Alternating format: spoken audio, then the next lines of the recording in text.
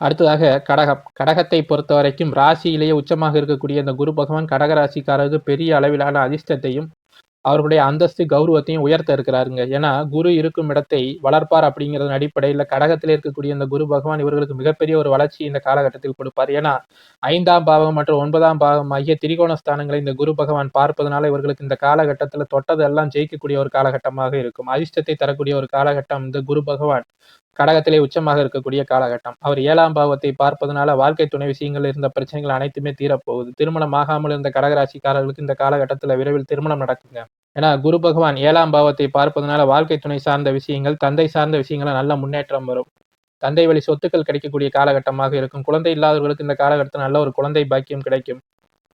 புண்ணிய காரியங்கள் செய்வது, தைரியமாக முடிவெடுத்து எந்த ஒரு விஷயத்தையும் செய்வது, நல்ல ஒரு உயர் பதவிகளை அடைவது என எல்லா விஷயங்களையும் நன்மைகள் நடக்கக்கூடிய ஒரு குரு பயிற்சியாகவே கடகராசிக்காரர்களுக்கு இந்த குரு பயிற்சி அமைஞ்சிருக்குங்க.